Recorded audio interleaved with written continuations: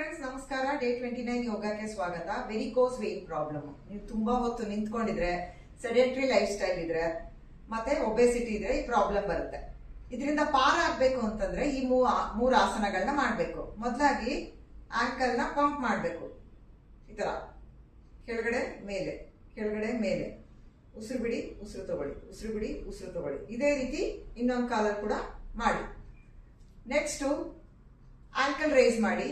ಈ ತರ ನಿಮ್ ಫಿಂಗರ್ಸ್ ನ ಇಂಟರ್ಲಾಕ್ ಮಾಡ್ಕೊಂಡು ಉಸಿರು ತಗೊಳ್ತಾ ನಿಮ್ಮ ಕೈಗಳನ್ನ ಮೇಲ್ ತಗೊಂಡ್ಬನ್ನಿ. ಹಾಗೆ ಹಿಮ್ಮಡಿಯನ್ನ ಮೇಲ್ ತಗೊಂಡ್ಬನ್ನಿ. ಈ ತರ ಬ್ರೀದ್ ಇನ್, ಬ್ರೀದ್ ಔಟ್, ಮೇಲೆ ಕೆಳಗಡೆ. ಇದೇ ರೀತಿ ಒಂದು 20 ರಿಂದ 30 ಸರ್ತಿ ಮಾಡಿ. ಕಡೆಯದಾಗಿ ಈ ತರ ನಿಮ್ಮ ಬೆನ್ನನ್ ಮೇಲೆ ಮಲ್ಕೊಳ್ಳಿ. ಮಲ್ಕೊಂಡು ನಿಮ್ಮ 2 ಕಾಲುಗಳನ್ನು 90 ಡಿಗ್ರಿ ಆಂಗಲ್ ತಗೊಂಡು ಬಂದು ಈ ತರ ನಿಮ್ಮ ಪಾದಗಳನ್ನ ಹಿಂದೆ ಮುಂದೆ ಮಾಡಿ. ನಿಧಾನವಾಗಿ ಉಸಿರು ಬಿಡ್ತಾ ನಿಮ್ಮ 2 ಕಾಲುಗಳನ್ನು ಕೆಳಗಡೆ ತಗೊಂಡ್ಬಂದು ಬಲಗಳಿಗೆ ಹೊರಳಿ ಈ ತರ ಕೂತ್ಕೊಳ್ಳಿ. See you all tomorrow. Take care. Bye bye.